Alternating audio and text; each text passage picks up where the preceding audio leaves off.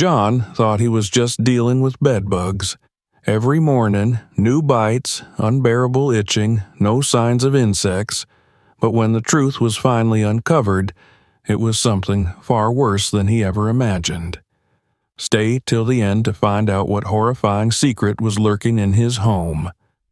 Don't forget to like, subscribe, and share your thoughts in the comments. John sat on the edge of his bed, rubbing his forearm where a fresh set of red, swollen bites had appeared overnight. His dark skin made the irritated welts stand out even more, an angry contrast against the smooth surface. The itching was unbearable, a constant reminder that something had been feeding on him while he slept. He exhaled sharply, feeling the frustration build. This wasn't the first time. For the past few weeks he had woken up with similar marks, sometimes on his arms, sometimes on his neck, his torso, or even his legs. No matter what he did, they kept appearing.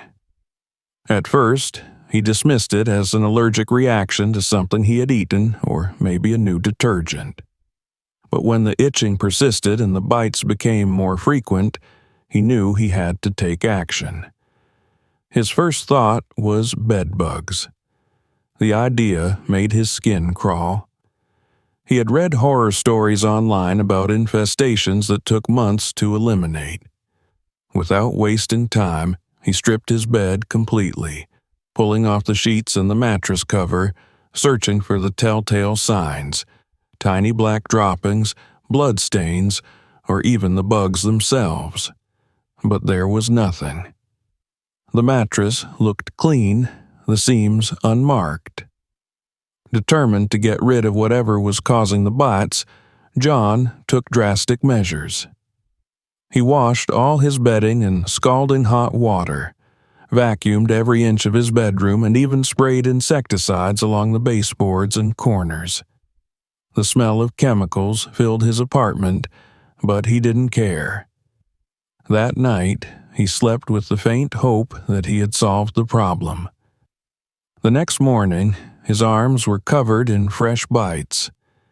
The itching was worse than before, and the frustration turned into something closer to fear. If it wasn't bedbugs, then what was it? He spent hours researching online, scrolling through endless pages of pest control forums and medical sites. The descriptions matched bedbugs perfectly, but the lack of evidence in his apartment made no sense. Desperate for answers, John decided to try something new. He set up his phone to record himself sleeping, hoping to catch whatever was biting him in the act. He carefully positioned the camera so it had a clear view of his bed, adjusting the angle to make sure it captured everything around his pillow and blankets. Then, despite his unease, he forced himself to sleep. The next morning, he eagerly grabbed his phone and started reviewing the footage. The first few hours were uneventful. He saw himself shifting slightly, rolling over, but nothing unusual. Then, around 3 a.m, something strange happened. His blanket moved. It wasn't a dramatic shift, just a small ripple, like something had disturbed it from underneath. His pulse quickened as he rewound the clip, watching the motion again and again. There was no visible creature, no clear sign of an insect, just the eerie movement of the fabric. Zooming in on the video didn't help. Whatever had been there was too small or too fast for the camera to capture. A cold sensation crawled up his spine. He had expected to find proof of bedbugs, maybe even a mosquito or a spider. But instead, he found something that made even less sense. Something was there, but it was nearly invisible. That realization sent him into a spiral of paranoia. He flipped his mattress over, tore apart his room again, checked every corner and crevice, but he still found nothing. He wasn't imagining the bites. They were real. The itching was real, but the cause remained a mystery. As the sun rose higher, he sat on the floor, exhausted and defeated. He couldn't go on like this. Whatever was attacking him at night wasn't going away. It was time to bring in a professional. Grabbing his phone, he searched for the nearest pest control service and made the call. He just hoped they would find something, anything, that could explain what was happening to him. John sat stiffly in his dimly lit apartment, the weight of exhaustion pressing down on his shoulders. The persistent, maddening itch on his arms and neck made his skin feel like it was on fire. His fingers dug into the inflamed welts, scratching furiously, but no relief came, only the sharp sting of raw skin. He had barely slept the night before, his mind consumed with paranoia, fear, and frustration. The footage from his phone had shown something moving, but no matter how many times he watched the grainy, unsettling clip, he couldn't make sense of it. When the doorbell rang, he practically leapt from his seat, desperate for answers. The exterminator, a middle-aged man named Anders, stepped inside, his keen, calculating eyes immediately scanning the room. He was dressed in a dark uniform with thick gloves and a sturdy tool belt weighed down by various instruments. His expression remained neutral as he listened to John's frantic explanation about the relentless bites, the endless itching, the sleepless nights, and the eerie, unexplainable footage. Anders nodded methodically, jotting down notes in a small, weathered notebook. He asked the usual questions. Had John traveled recently? Had he brought in secondhand furniture? Did he own pets? John answered each with growing frustration. No, he hadn't traveled. No, he hadn't bought any used furniture. No, he didn't have pets. It was happening only in his bed, in his apartment, every single night. The exterminator hummed thoughtfully before getting to work. He moved with practiced precision, shining a powerful flashlight along the seams of the mattress, peeling back the fabric with gloved fingers, examining every corner, every crease, every possible hiding spot. His methodical search extended to the bed frame, the headboard, the baseboards, and even the carpeted floor. He moved furniture, checked along windowsills, examined the walls near electrical outlets, but with each passing moment, his neutral expression deepened into something more perplexed. After an hour of meticulous inspection, Anders straightened, removing his gloves with a slow, deliberate motion. "I don't see any signs of bedbugs," he admitted, his voice calm but puzzled. "No droppings, no casings, no eggs, not even a single dead one." John felt his stomach tighten. "Then what the hell is biting me?" His voice was edged with frustration and fear. "I wake up covered in these." He gestured to his arms, his fingers trembling slightly. "Every single morning." "You're telling me there's nothing here?" Anders frowned, rubbing his jaw in contemplation. "It's possible you're dealing with something else entirely." He tilted his head slightly, considering.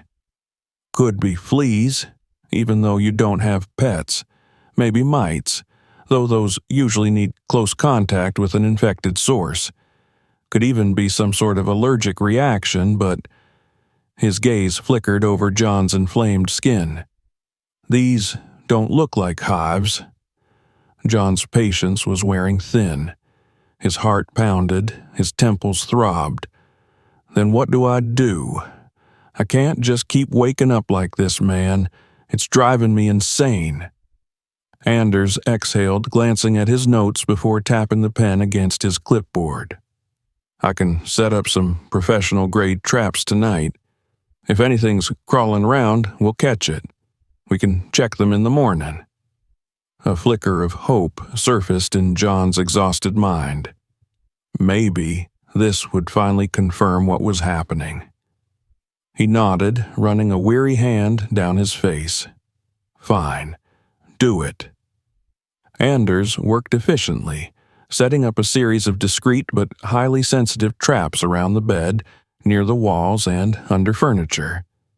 He explained that these traps used heat and carbon dioxide to lure in insects. If anything's feeding on you, he assured, these will catch it. That night, John crawled into bed with unease twisting in his gut. The knowledge that the traps were in place didn't ease his anxiety. The very thought of something creeping over his skin in the darkness sent shivers racing down his spine. He lay there for hours, rigid beneath the covers, his ears straining to hear something, anything, besides the rhythmic tick of the clock.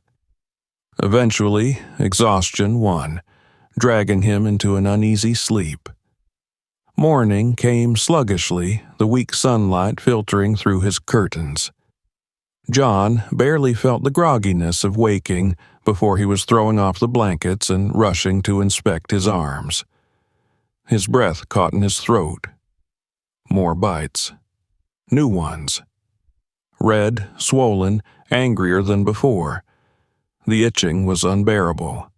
It felt like fire burrowing under his skin. When Anders returned, he methodically checked each trap, lifting them with gloved hands, examining them carefully. His expression darkened with every empty one he discarded. By the time he reached the last trap, his lips were pressed into a firm, grim line. Nothing. John's stomach clenched. What do you mean, nothing? No insects, no activity, whatever's biting you, it's not in these traps.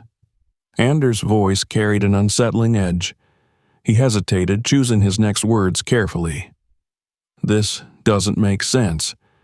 If it were bedbugs, fleas, anything common, we'd have caught at least one.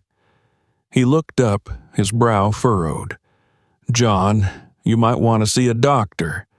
This could be something else entirely. John's hope cracked like fragile glass. He felt the weight of another dead end pressing down on him, his skin burned with irritation. His mind reeled from exhaustion. But what terrified him the most wasn't the bites themselves. It was the realization that whatever was attacking him wasn't something he could see. John sat in the cold, sterile examination room. His arms crossed tightly over his chest. The faint hum of fluorescent lights above did nothing to ease his nerves. The itching on his skin was relentless, a constant reminder that something was wrong, that something was feeding on him night after night, and no one could tell him what. He had hoped Anders would find proof, but the empty traps only deepened the mystery. Now, instead of answers, he was sitting in a doctor's office, waiting for yet another expert to tell him they didn't know what was happening to him. The door opened with a soft click, and Dr. Harris, a middle-aged dermatologist with sharp eyes and an unreadable expression, stepped in. He glanced at the file in his hands before looking up at John. "You've been experiencing persistent bites," he stated, not as a question, but as a fact. John exhaled sharply. "Yeah, every night. No one can find what's causing them." Dr. Harris gestured for him to roll up his sleeves. John did so reluctantly, exposing his dark skin, now covered in raised, inflamed welts. The doctor leaned in, inspecting them closely, occasionally humming to himself as he pressed against a few of the older bites. John winced. "These are definitely insect bites," Dr. Harris said finally, straightening. "But they don't look like typical bedbug bites. No pattern clusters, no sign of secondary infection, and they're appearing every night." John nodded stiffly. "Only at home. When I stay somewhere else, nothing happens." Dr. Harris seemed intrigued by that detail.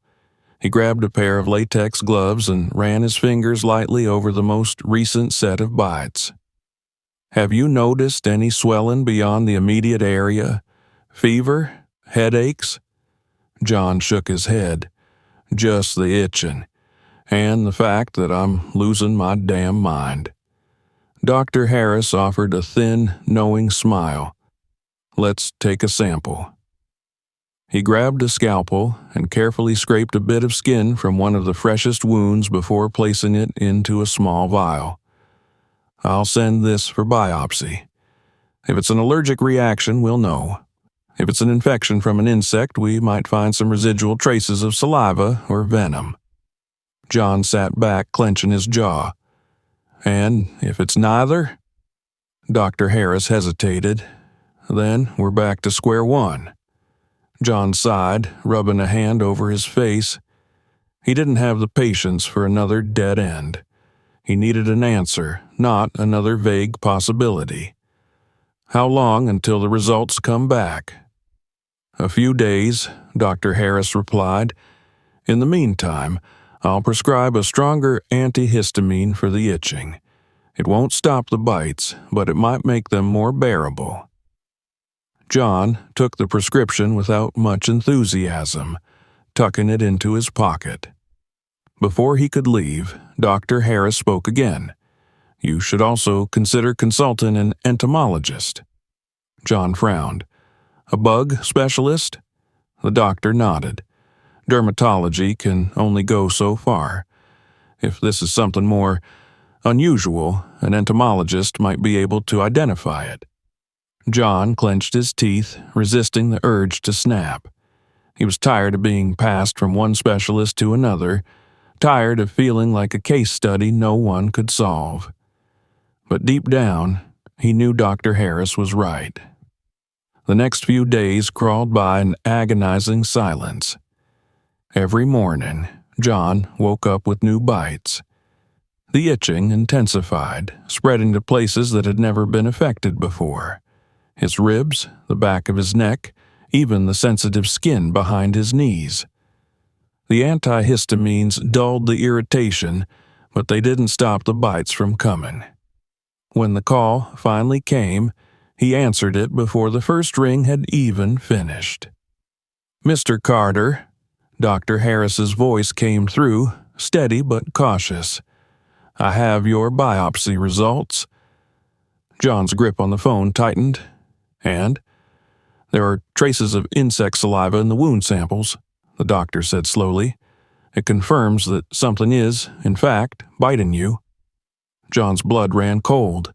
But what? There was a pause. I can't say for sure. The saliva doesn't match bedbugs, fleas, or any common pests we see in urban environments. I think it's time you saw an entomologist. John swallowed hard. His heart pounded in his chest. He had spent weeks trying to convince people that something was feeding on him at night, and now he finally had proof. But instead of relief, all he felt was a deep, bone-chilling dread. Whatever was biting him wasn't normal. John sat across from Dr. Chang, the entomologist Dr. Harris had referred him to. The office was smaller than he expected, cluttered with microscopes, specimen jars, and stacks of research papers. A faint chemical scent lingered in the air, a mix of preservatives and something sterile. Dr. Chang, a man in his 50s with keen, observant eyes, studied the reports in front of him before looking up at John. Your case is certainly unusual, he said, tapping a finger against the biopsy results. You're sure the bites only happen at home? John nodded. I've stayed at my parents' place, a friend's house, even a hotel for a couple of nights. No bites. The second I sleep in my own bed, they're back. Dr. Chang leaned back in his chair, steepling his fingers. That suggests the source is localized. If it were a common household pest, you would have noticed signs. Droppings, shed skins, something. But nothing has shown up in the traps or extermination efforts. He stood, grabbing a case of tools. I need to inspect your home myself. John felt a flicker of hope. If anyone could solve this, it had to be an expert like Dr. Chang. They drove to his apartment in silence, the tension thick. By the time they stepped inside, John could feel the weight of exhaustion pressing on him. He gestured toward the bedroom. This is where it happens. Dr. Chang moved with quiet efficiency, donning latex gloves before beginning his inspection. He used a powerful flashlight, a magnifying glass, and thin metal probes to check every inch of the mattress, the bed frame, and the headboard. His movements were precise, methodical, and for the first 20 minutes he remained silent. Then, as he lifted the mattress slightly, John saw it. A brief, almost imperceptible flicker of tension in the doctor's face. "What?" John asked, his stomach tightening. Dr. Chang didn't answer immediately. He leaned in closer, examining something under the mattress. Then, without a word, he pulled a small sample vial from his kit and carefully scraped something unseen into it. He sealed the vial, labeling it before finally straightening. His expression was unreadable. "Did you find something?" John demanded, his voice edged with desperation. Dr. Chang pursed his lips. "I'm not certain yet, but I saw something unusual. I need to examine this under a microscope." John's pulse pounded in his ears. "Just tell me, what did you see?" Dr. Chang hesitated. "Something very small, too small to be seen with the naked eye. It moved in a way that wasn't typical for common pests." John's skin crawled. "You mean it's alive?" "Possibly, but I need to confirm it." Dr. Chang carefully packed up his equipment. "I'll analyze this sample tonight. Be ready to come to my lab tomorrow morning." That night, John didn't sleep in his bedroom. He dragged a blanket to the couch, telling himself he would be safe there. But the fear had already rooted itself deep inside him. He lay awake for hours, heart racing with every small sound. When he finally drifted off, exhaustion pulling him under, it was with the uneasy feeling that he wasn't alone. The moment he woke, dread filled his chest. His ankle itched. He yanked back the blanket, his breath catching. A fresh set of bites. His stomach churned. It wasn't just in his bed. Whatever was biting him had followed him. His phone rang, the sharp sound making him jolt. He grabbed it, his hands clammy with sweat. Dr. Chang's voice came through, urgent and firm. "John, I need you to come to my lab, now." The way he said it sent ice down John's spine. He knew without a doubt that whatever was happening to him was far worse than he had imagined. John's hands were tight on the steering wheel as he drove through the city, his mind racing with possibilities. Dr. Chang's voice had been urgent, clipped, carrying an undercurrent of something close to alarm. That alone was enough to send his pulse into overdrive. Whatever the entomologist had found, it wasn't good. The fresh bites on his ankle throbbed, a reminder that whatever had been confined to his bedroom had now followed him. The thought made his stomach churn. When he arrived at the lab, Dr. Chang was already waiting for him at the door, his expression unreadable, but his body language tense.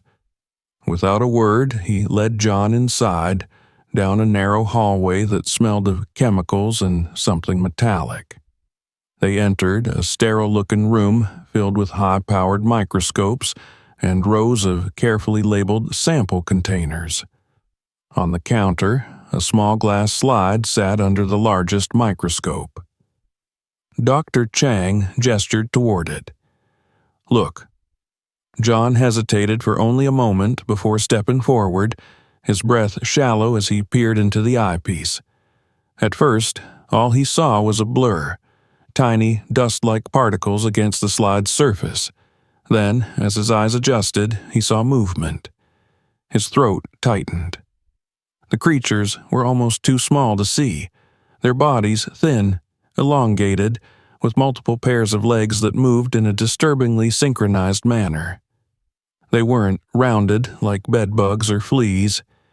Instead, they were fast, segmented, their tiny appendages propelling them across the slide with eerie precision. John felt his stomach twist as he watched one of them twitch, its minuscule head shifting as if sensing something. It was alive. "What the hell is that?" His voice came out hoarse. Dr. Chang adjusted his glasses, his face grave. "They're called Triatoma infestans, a species of blood-feeding insects. They're usually found in South America, not here.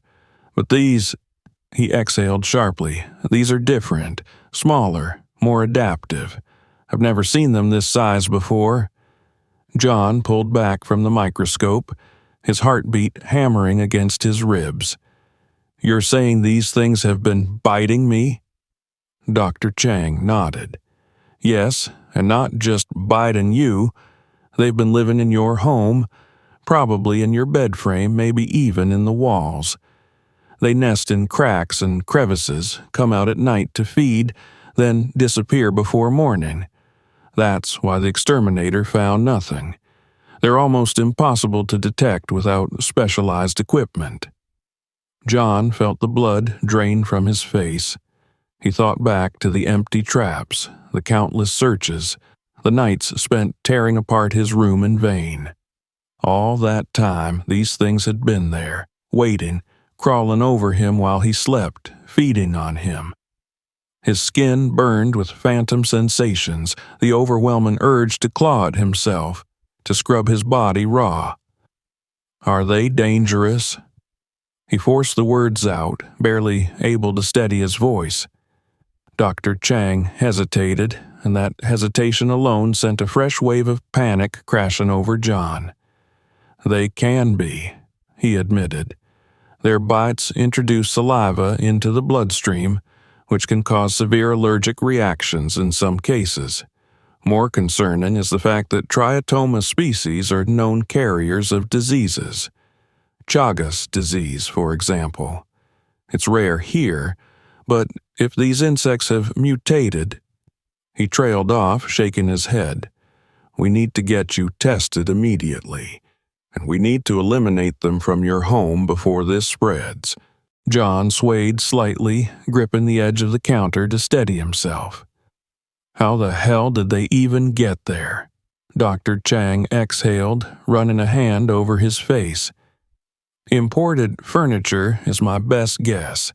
You mentioned you bought a new bed frame a few months ago. If that shipment came from an infested area, eggs could have been hidden inside.